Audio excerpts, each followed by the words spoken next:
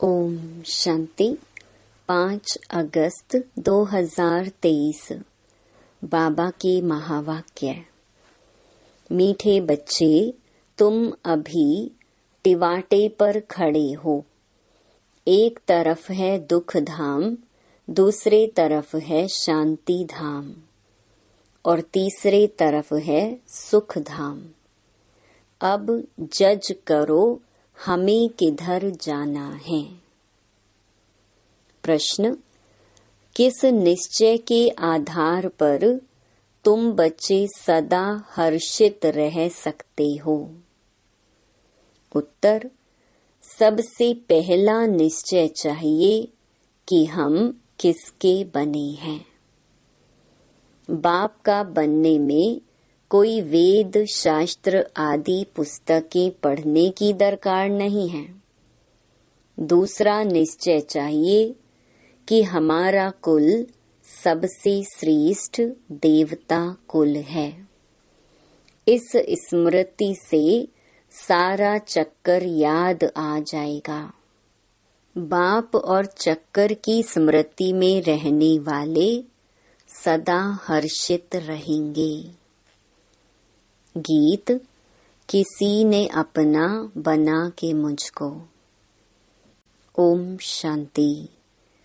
तुम बच्चों को तो पहले पहले खुशी होती है, हम किसके बने हैं। ऐसे नहीं कहेंगे हम गुरु के बने हैं। बनना होता है बाप का। शरीर छोड़कर भी फिर बाप का बनना होता है। यहाँ भी बाप का बनना है। वेद शास्त्र आदि किसकी दरकार नहीं। बच्चा पैदा हुआ तो बाप समझते हैं मेरी मिल्कियत का यह मालिक है। संबंध की बात है। तुम बच्चे भी जानते हो, हम वास्तव में पहले भी पारलौकिक बाप शिव बाबा के बच्चे हैं। पहले हम आत्मा हैं, पीछे हमको शरीर मिलता है। तुमको शरीर तो है, अब तुमको बेहद का बाप मिला है। उसने आकर अपना परिचय दिया है। तुम कहते हो बाबा हम आपके हैं और कोई संबंध नहीं। बाप के बच्चे बने हो। यह कहते हैं मैं कोई गुरु गोसाई नहीं हूँ। बोर्ड पर भी ब्रह्मा कुमार कुमारियों का नाम लिखा हुआ है, तो जरूर बाप भी होगा। लिखते हो हम ब्रह्मा कुमार कुमारियां हैं। यह संबंध हुआ ना। माँ बाप का संबंध चाहिए। गाते भी हैं तुम मात पिता हम बालक तेरे।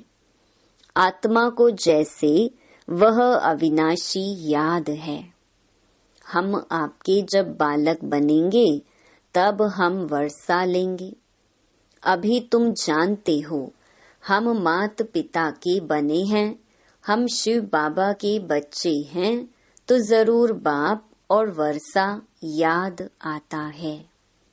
तुमको कोई पुस्तक आदि नहीं पढ़ाया जाता, तुमको सिर्फ निश्चय कराया जाता है।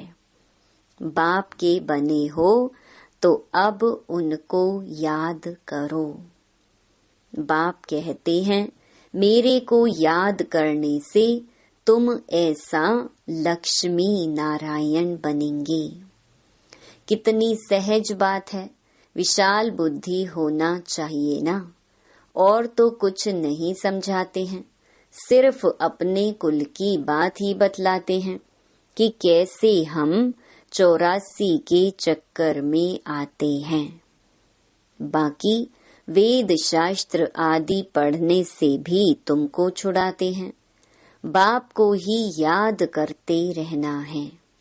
यह भी बुद्धि में है कि सृष्टि चक्र कैसे फिरता है।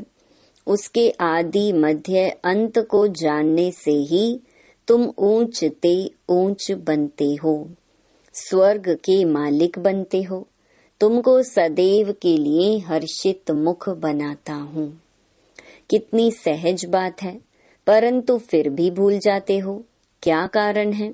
माँ बाप को कभी बच्चे भूलते नहीं हैं। बाप और वर्षे को याद करो तो सदैव हर्षित रहेंगे। जब कोई दुख होता है तो बाप को ही याद करते हैं। जरूर बाप ने सुख दिया है। कोई दुख देते हैं तो कहते हैं हाय बाबा, हाय भगवान। हर जन्म में हाय हाय करते आए हो। अब तो तुम बच्चों को बिल्कुल सहज समझाते हैं। भल तुम तंदुरुस्त ना भी हो, कितने भी बीमार हो, तो भी तुम सर्विस कर सकते हो। जैसे बीमारी में मनुष्य को कहते हैं राम राम कहो, तुम भी बीमारी में फिर औरों को बोलो शिव बाबा को याद करो। यह जरूर औरों को याद कराना पड़े। मरने की हालत में भी तुम यह नॉलेज औरों को दे सकते हो। परमात्मा के तुम बच्चे हो, उनको याद करो। शिव बाबा बेहद का बाप है, वही वर्षा देंगे। सर्विस का शौक होगा तो मरने समय भी किसको ज्ञान देंगे।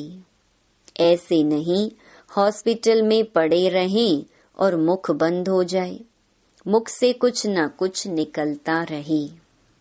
कितनी अच्छी अवस्था होनी चाहिए। बीमारी में भी बहुत सर्विस कर सकते हैं। मित्र संबंधी आएंगे, उनको भी कहेंगे परमात्मा को याद करो। वही सबका रखवाला है, इसलिए शिव बाबा को याद करो। वह एक है। वर्षा भी सबको एक से मिलता है। लौकिक संबंध में वर्षा मेल को मिलता है। कन्या है ही 100 ब्राह्मणों से उत्तम। पवित्र को दान दिया जाता है। तुम कन्याएं सबसे पवित्र हो, इसीलिए कहते हैं हम कन्या को दान देते हैं। वह बड़ा दान समझते हैं। वास्तव में वह कोई दान होता नहीं। दान तो अब भी तुम करते हो। कहते हो हम अपनी कन्या शिव बाबा को देते हैं, स्वर्ग की महारानी बनने के लिए। परंतु कन्या भी ऐसी अच्छी पढ़ी लिखी हो, अपने दैवी कुल की हो, जो समझाने से झट समझ जाए। सर्विसेबल चाहिए। छोटे बच्चों को तो नहीं संभालना है। कोई को भी समझाना बड़ा सहज है कि शिव बाबा तुम्हारा बेहद का बाप है। चित्र सामने है, देखो यह ऐसा सतयुग का वर्षा पा रही हैं। इन लक्ष्मी नारायण को वर्षा कहाँ से मिला? कितनी सहज बात है। इसीलिए बाबा बड़े चित्र भी बनवा रहे हैं। अभी यह नाटक पूरा होता है। हमने 84 जन्मों का पाठ बजाया। अब वापस बाबा के पास जाते हैं, फिर नई दुनिया में आएंगे। हमारा बाबा नई दुनिया का रचयिता है, उसका हमको मालिक बनाते हैं। आपको भी तरीका बतलाते हैं कि बेहद बाप से सदा सुख का वर्षा तुमको कैसे मिलेगा। एक तो समझाओ मैं आत्मा हूँ, मैं आत्मा खाती हूँ, मैं आत्मा चलती हूँ। यह बड़ी अच्छी प्रैक्टिस चाहिए। देह अभिमान टूट जाए। देह अभिमानी को लौकिक संबंध याद आएंगे। देही अभिमानी को पारलौकिक बाप ही याद पड़ेगा। उठते बैठते चलते यह बुद्धि में रखना है, मैं आत्मा हूँ। बाप की मत पर चलना है। शिव बाबा मत दे रहे हैं, अपने को आत्मा समझो। मेहनत करनी है। स्वर्ग के भांति तो बनेंगे, परंतु थोड़े में खुश नहीं हो जाओ। बल स्वर्ग में तो जाएंगे, परंतु पक्के मातेले बनो। मातेला उनको कहा जाता है जो बाप दादा को ही याद करते, दूसरा कोई याद पड़ता तो वह सौतेले हो जाते हैं। बहुत हैं जिनको दोनों याद पड़ते रहते हैं। यह बाप है अविनाशी स्वर्ग का वर्षा देने वाला। यह भी कुल है, वह भी कुल है, उनसे तो दुख ही मिलता है। बाकी अल्पकाल क्षण भंगुर सुख का वर्षा मिलता है। अब बुद्धि से जज करना है हम किस तरफ जा रहे हैं और किस तरफ जाएं, लौकिक तरफ व पारलौकिक तरफ। बुद्धि कहती है पारलौकिक बाप के बनकर हम क्यों नहीं स्वर्ग तरफ जाएं।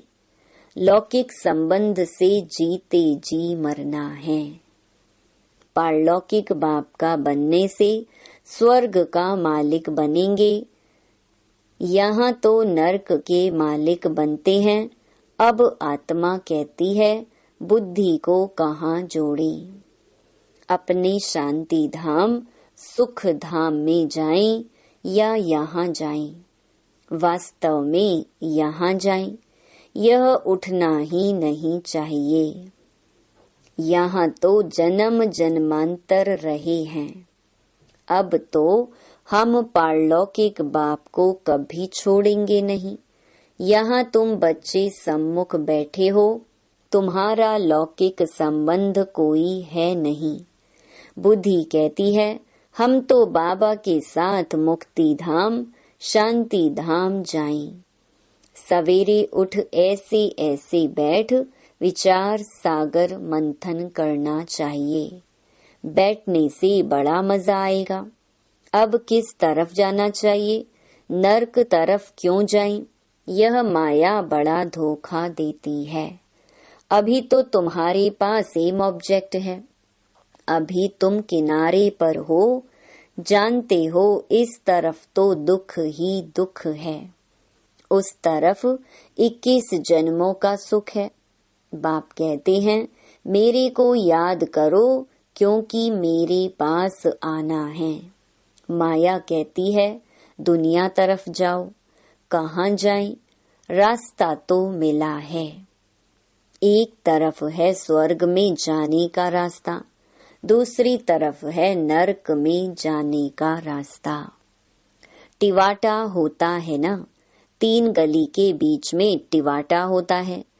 अब हम किस तरफ जाएं?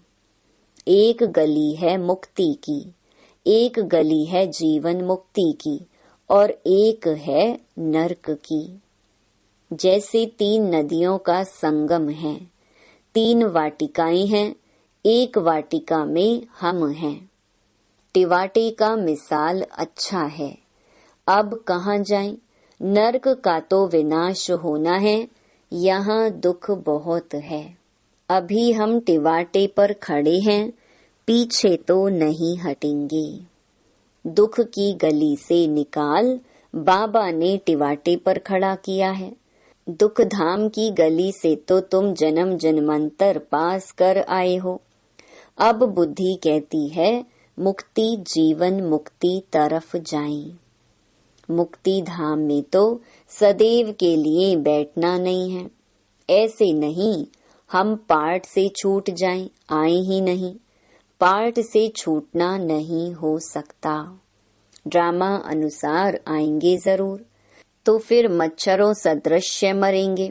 इतना दुख देखा है तो फिर इतना सुख भी देखना चाहिए। ड्रामा में बाबा ने वजन ठीक रखा है। जिनका पाठ ही थोड़ा है, आए 1-2 जन्म लिए यह गए। अभी तुम टिवाटे पर खड़े हो, वह शांति धाम वह सुख धाम। अगर शांति धाम जाना चाहते हो तो शांति धाम को याद करते रहो। मुक्ति को तो याद करना पड़े ना। पिछाड़ी वालों को मुक्ति धाम में जास्ती रहने कारण मुक्ति धाम ही जास्ती याद पड़ेगा। तुमको जीवन मुक्ति धाम याद पड़ता है। स्वर्ग में हम जल्दी जाएं। वह चाहते हैं हम मुक्ति में रहें। अच्छा, बाप को याद करते रहो, इसमें भी कल्याण है।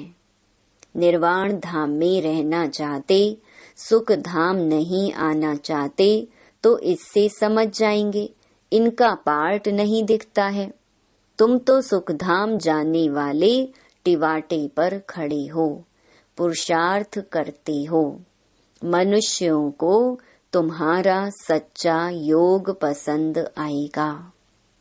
अच्छा, बाप को याद करते रहो, चक्र को भी याद करने की दरकार नहीं। यह ज्ञान सब धर्म वालों के लिए है। समझते हैं ड्रामा अनुसार, जिन्होंने जितना लिया है वही आकर अपना पद ले लेंगे।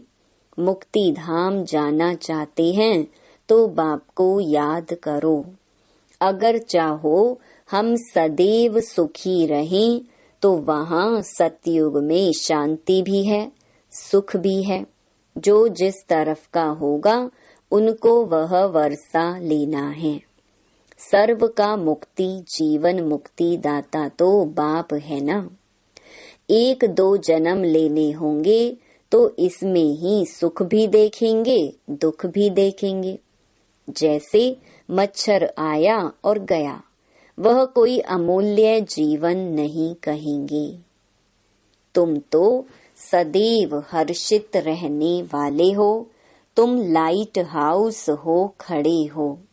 दोनों रास्ता दिखा सकते हो, चाहे मुक्ति धाम चलो, चाहे मुक्ति जीवन मुक्ति, दोनों को याद करो। इसमें शास्त्र आदि पढ़ने की कोई दरकार नहीं। कुमारियों के लिए तो बहुत सहज है, क्योंकि सीढ़ी नहीं चढ़ी है। छोटेपन में पढ़ना अच्छा होता है, क्योंकि बुद्धि अच्छी होती है, कोई की याद नहीं रहती है। तुम सब कुमारियां हो, तुम्हें और कुछ करना नहीं है। सिर्फ पढ़ाई में लग जाओ, बस बेड़ा पार है। यह बातें बेहद का बाप ही समझाते हैं, जो फिर हमको स्वर्ग का मालिक बनाते हैं। चित्र भी हैं, हमको ऐसा बनना है। बाप कहते हैं, इस पढ़ाई से तुम सो देवता बनेंगे। अभी यह खेल पूरा होना है। मनुष्य तो घोर अंधियारे में पड़े हैं, तुम अब सोझरे में हो। बाप ने आकर नींद से जगाया है। यह बुद्धि को, आत्मा को जगाया जाता है। बाप आकर के जगाते हैं, जागो, सुख धाम के लिए पुरुषार्थ करो। जो तुम्हारे कुल के होंगे वह आते रहेंगे, वृद्धि को पाते जाएंगे। तुम्हारी प्रजा कितनी बनती है, तुम हिसाब लगा सकते हो। नहीं, कोई कितना सुनते हैं, कोई थोड़ा सुनकर चले जाते हैं, हिसाब थोड़े ही निकाल सकते हैं। बड़ी माला, छोटी माला, साहूकार, प्रजा कैसे बनती है, कौन बनते हैं, वह सब बुद्धि में है। मुख्य सूर्यवंशी महाराजा महारानी कौन बनेंगे, फिर चंद्रवंशी कौन बनेंगे, कितनी प्रजा बनना है, सब बातें तुमको यहाँ बतलाई जाती हैं। सारे झाड़ अथवा सभी धर्मों के चक्र के बीच से कैसे टाल टालियां, पत्ते आदि निकलते हैं, अभी भी पत्ते निकलते रहते हैं। वहाँ निराकारी दुनिया एकदम खाली हो जाएगी, फिर विनाश होना चाहिए। बड़ी लड़ाई में करोड़ों मरे होंगे, अनगिनत। यहाँ तो कितने खलास होंगे, बाकी थोड़े सतयुग में आकर राज्य करेंगे। अभी तो कितने मनुष्य हैं, अन्न ही इतना नहीं। तुम बच्चे जानते हो, बाबा आते ही हैं संगम पर। बाप समझाते हैं, बच्चे शरीर निर्वाह अर्थ कर्म तो करना ही है। हर बात में राय पूछते जाओ। हर एक का हिसाब किताब अपना अपना है। श्रीमत अविनाशी सर्जन से लेते जाओ। सबको अपनी अपनी दवाई बताएंगे। समझाया जाता है यह दुनिया खलास हुई पड़ी है। अब बाप को याद करो तो बेड़ा पार हो जाएगा। बाप आए ही हैं नरक का विनाश कर स्वर्ग की स्थापना करने। हम आपको भी राय देते हैं। श्री श्री से मिली हुई श्रीमत हम आपको भी देते हैं। बाप कहते हैं मुझे याद करो तो तुम स्वर्ग के मालिक बनेंगे। अच्छा, मीठे मीठे सिकिलधे बच्चों प्रति मात पिता बाप दादा का याद प्यार और गुड मॉर्निंग। रूहानी बाप की रूहानी बच्चों को नमस्ते। धारणा के लिए मुख्य सार। पहला, सर्विस का शौक रखना है। बीमारी में भी बाप की याद में रहना है और दूसरों को भी याद दिलाना है। मुख से ज्ञान दान करते रहना है। दूसरा, पक्का मातेला बनना है, अर्थात एक बाप की ही याद में रहना है। सवेरे सवेरे उठ विचार सागर मंथन करना है। दूसरा कोई भी याद ना आए। वरदान, अपनी शुभ और शक्तिशाली भावनाओं द्वारा विश्व परिवर्तन करने वाले विश्व कल्याणकारी भव। आप बच्चों के मन में सदा यही शुभ भावना है कि सर्व का कल्याण हो। हर आत्मा अनेक जन्म सुखी हो जाए, प्राप्तियों से संपन्न हो जाए। आपकी इस शुभ और शक्तिशाली भावना का फल विश्व की आत्माओं को परिवर्तन कर रहा है।